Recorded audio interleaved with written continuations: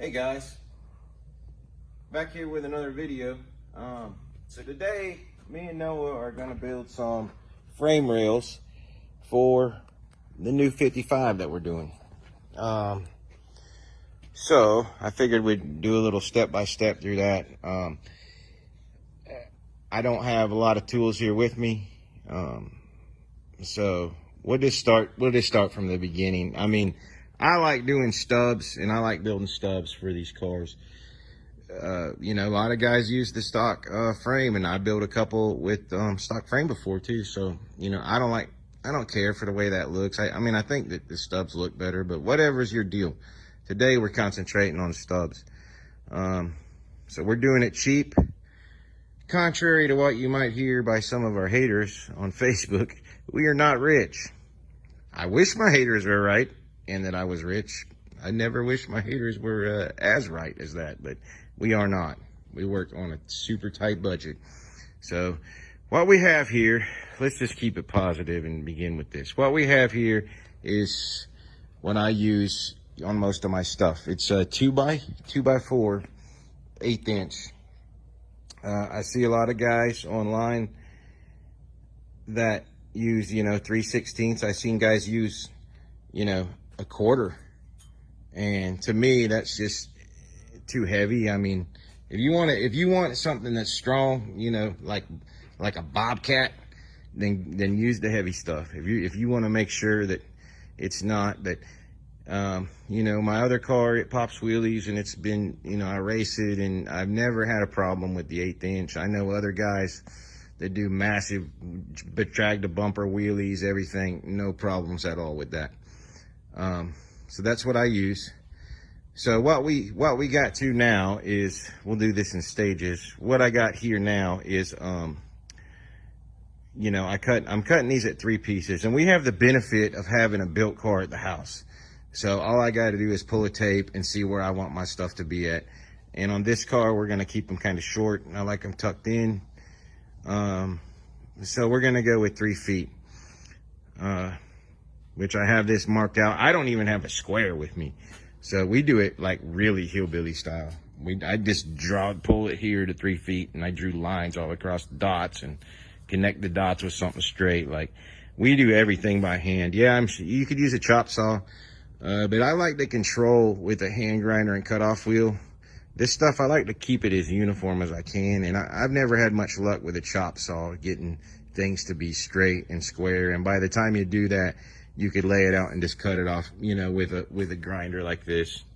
That's how I like to do it. This is like 8 feet of this, and this stuff has gotten expensive. My local steel store here was out of it, but what I did do was go down there, and I like to dig through their drops, you know, their spare pieces, and lots of times you can find you a piece, and they sell that by the pound where I'm at. But they didn't have this, and luckily we have a guy here down the road that he moves a lot of steel. They build structural steel stuff. So he sold this to me. 7 feet was $85, something like that, which was about $70 cheaper than buying it from a steel outlet place. But you know, you get it wherever. I like to use the same tape measure during whatever I'm doing. I don't switch tape measures because they can be off. I'm not really worried about the quality tape measure. I just use the same one because I have seen them be off, you know, 1/8 inch, 1/4 inch. So I always stick with the same one when I'm doing one project. It doesn't matter if it's exactly correct. It just has to be the same every time. So as far as what I'm using here, I got a good DeWalt grinder. This is where I work. This is my workshop. This is not my shop. Yeah, I love a Harbor Freight $15 grinder, really. I mean, this one's nice. Buy a $15 Harbor Freight grinder. Use the money you save to buy good cutting wheels. You do not want one of these things in your face. These Diablo ones are pretty good from Home Depot. Don't buy the cheap ones doing this stuff. It's not worth getting one in your face. So we're going to cut this off, and then we're going to go continue, and we're going to show how to cut out our frame rail bullnose them pieces and everything. Gonna go over real quick here and show y'all how I bullnose these frame rails, you know, on the ends to try to clean them up.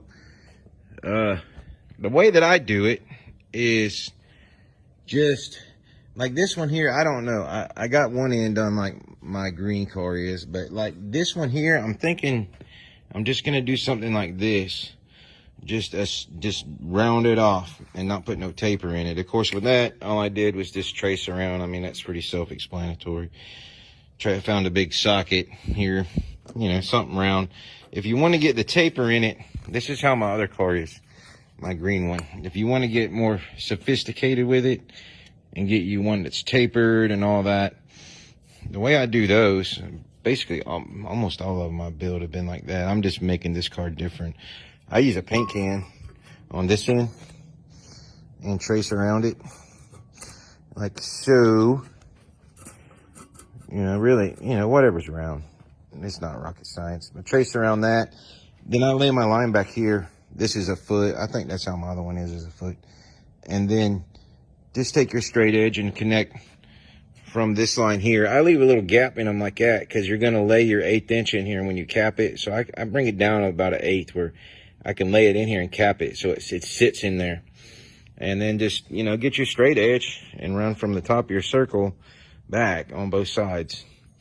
And I just laid this one out just to show y'all. Of course, you can adjust, you know, you can adjust your end with size, and you can move this line forward and make this angle more drastic, whatever. Then what I'm going to do is once we come up with something here, I'm going to cut this out with the grinder and cut it across here. I say the grinder is more precise than trying to do it with a torch or a plasma or something, which you can totally do that. I'm just telling you the way I do it, hillbilly style. So, you know, I'm just going to cut around this down to here, and I'll put the same little offset groove in right here. So my 1/8 inch, when I roll it around here, it's going to come in and lay and lock in. So this will be smooth on the bottom. Same deal as up here. This is the way that I do them. You know, this is kind of a fun part because you can play with your shape and figure out. You can do, you know, like this down here. Like I said, you can make it just round it off, which this may be what I go with. I don't want all my cars to look the same. So we'll get this figured out later, guys. So what we end up here with is what I ended up with from where we left off is the old oil filter. Decided that's going to be my radius on the ends right here. I like the way that looked. So what I did was lay this out, traced around it, and drew a line across here where it was about the center point, about the tallest point on the circle that I drew. And then I just drew a line down through here. And then once I got all that done, I just cut it out with the cutoff wheel. And so our step here to finish this up is going to be, I'll see if I can, ain't got enough hands here. Noah's outside playing. He's my cameraman. What we're gonna do is take some 1/8 inch, and this is the groove I'm talking about here. I need to dress it up a little bit more, but you can see we're gonna start right there. And what we're gonna do is we're gonna start tacking this in. And as we come around, I'm gonna bend this, and we're gonna roll it around like that as we go. When I get down here, usually I'll get it to about this spot right here, and I'll make the piece longer that we're using, and then I'll cut it and hammer it into that groove right there and tack that all up. And I'll hammer the tail of it in there and tack it up, and we'll, you know, grind it down, make it smooth.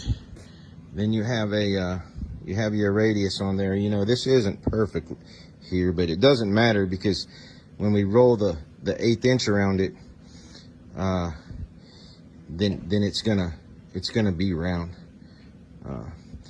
So I've got a cutting torch over here. I have used this cutting torch before, but you don't have to. Usually the heat of the welder, once you get to tacking, and you can lay it. Sometimes I take the rail and stick it straight down on the floor and just kind of put my weight against it and roll it a little and roll it and tack it and roll it. and just work it around there. Like I said, when you get down here, just cut it a little bit at a time. And if you got a little gap, that's okay. You can fill it in with the welder. Cut it a little at a time and hammer your tail in here. And then, you know, finish the end of it off. And we let me get this one done up here, and we'll be back. So what we did, like we talked about, I just laid it in here in our groove. And when I grind this down, it'll be flat across the top there. The only thing sticking up is the weld. Tacked it in, you know, series of tacks. I had to take the torch and persuade it a little bit. I had to get a little rough with it. We decided to go with the round, you know, in right down here is what I'm talking about. We cut it. So we're gonna tack around here and beat it down and work with it. And our bead here, that's where it folds in. It's not perfect there, but we're going to you know, we'll hit that with the grinder. That's you know, maybe a couple millimeters. No big deal there. We'll burn it in across there. And other side, then we'll take the grinder to it, and when we get done with this, it'll be a nice smooth in piece. And then we're going to do the other one, and then we're going to lay it out, both rails, and tack them together, and put some braces in them so we can put our crossbar in the front up here, our round tube. So, you know, I build these a little long. This one I pretty much got on the money. I might have to cut a couple inches off of it. But you always want to build your stub long. That way you can trim it back instead of, you know, you can't add to it easily. Can't add to it easily. So you want to make it long so you can trim it back when it hits the downturn in the frame where you're sinking it in. You can adjust it, you know. So there you go. We'll finish this up and be right back with you. Now to Bullnose, a frame rail. It's Clyde. Noah's been having fun all day. But it's probably not the prettiest one I made. Had to get a little rough with it, but nothing a grinder can't fix. That's the beauty of working with metal. A grinder and a welder will fix whatever. But I think it'll come out good. Now what we're gonna do is make the other one, and tomorrow we'll knock the other one out, and then we'll move on to putting the crossbar and setting these things, end up 32 on center, setting these things apart, getting the crossbar and we'll brace it up for the time being until we can get it, you know, until we put it in the car. So there she is. It's New Year's Eve, so I guess we're gonna go and we got a late start today. We're gonna go and go home and party down with maybe some burritos and some Animal Planet. All right, guys, we're back the next day, working on our stub again. So where we left off at was I had one of them made. So we come in today and went ahead and made the other one. And so now we're gonna lay them out on, this is on a 55 Chevy, so you wanna be 32 inches center to center when you sink it in a stock frame. So where we're at is, number one, I have to find the center of the rail to have a center mark when we start to lay it out. And like I say, I'm no pro at this stuff. This is some hobby stuff that I do. So I'm sure a professional fabricator has better ways to do it than I do. But the way I do this is the most practical way that I can figure out how to do it with my limited resources. So what I ended up doing here is just, I took my hand out of the way here. I took my calipers and I come across the two straight edges, and then I divided that in half, got rid of one of these, turned this around, and, you know, did this deal here like that. Made my marks down it, run my straight edge down it, and looks like it's in the center. Good enough for me. So where we're at now is I'm trying to square this stuff up. So luckily I'm at work and you don't have to have one, but a metal table really helps. So what I got was I cleaned up a piece of angle here and tacked it down, and I actually measured off the end of the table, which you really don't need to do, I guess, but you know, it's probably easier that, you know, it's straight to where you're trying to work from. I'm short, so I had to get it out here on the edge of the table. So what we're going to do now is, like I say, I might not be doing this right, but this is the way that I always do it. I'm going to say it like that. And so far, so good. Clean the table. I had to knock some high spots down here so everything was flat. So what we're going to do is this here. Put these straight. We're going to measure 32 center to center on our rails, both sides. Make sure everything's square. And then I'm gonna weld a couple pieces of probably angle in between here to lock this thing down. I may even tack the rails to the table so nothing can move, and that way everything's locked down. And then we're gonna come out here and cut our bar for the front that runs from side to side and weld it in. And then when we get done, I'll just cut everything from the table loose and leave these pieces welded to it. And so when we get ready to sink it in the frame, I'll cut that back piece loose and it'll hold everything to where nothing's gonna move around on me until we get everything welded in. So we'll be back in a second. We had some guys working here. Some of our guys come in, it's New Year's Day, so some of our guys came in and they had the pressure washer over there running and it's loud, so we kind of just jump in here, but I think it's pretty self-explanatory so where we're at. So we'll be back. Laid this thing out. I laid a piece of angle back here and tacked it to the table. Then what we did from there, I got my side to side laid out, 32 inch on center. Use a square right here, or it's not gonna line up very good because I've been welding in there, but laid a square in here on both sides to make sure that the rails are square with my piece that I put down here. On both sides. So, and I know that's a thick piece of angle back there, and I know it's fairly straight. So we just laid it out till we got our centers right. And it took a little tweaking. I started off tacking them back here where I could kind of slide the rail around a little bit, and just a little monkeying around till we pulled a tape back here on the back, here in the middle, and one out here on the end on both sides until it becomes, of course, uniform side to side. Then I came in and I just went ahead and tacked these to the table so nothing can move. I keep measuring every time I tack something to make sure nothing's moving on me. Now I'm about to tack this top piece in here. So got something here in the middle. And these pieces will stay on, these scrap pieces, until we put it in the car. Now what we're gonna do is I'm gonna cut our round tube and get it laid up here in the front and try to get it centered where I like it, and then go ahead and get it tacked in, and then I can pull it off the table and stand it up so I can weld around the tube fairly easy. And Where are we done? see where that gets us. Done with our old, Done with our stub. So what we did, this is the last part of the video. What we did, where we left off, I had tacked it to the table. We had our rails out, tacked down. So our piece that we did back here on the back, that we used to keep it square, we just leave it on here like this, see? You want to keep it welded together so nothing moves around on you. And what we'll end up doing is I'll put another bar, another cross brace on the bottom in here, and then cut this one off when we get ready to cut it and put it, when we get ready to put it in the frame. Then we'll get rid of this back here, and I'll put another one on the bottom. But you want to keep this thing braced up so it don't move around on you. So once we got everything braced up, we just cut the bar for the front, and cut that bar and to length and put it in there.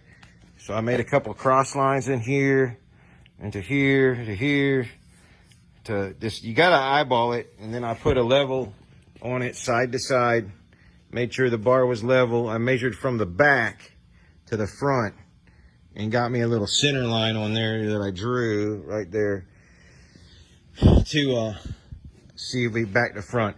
You don't want to really measure off the front right here for anything, because as close as you can get it, it's still going to be off. It might be off a 16th or something, because when you cap these, it's not going to be perfect, you know.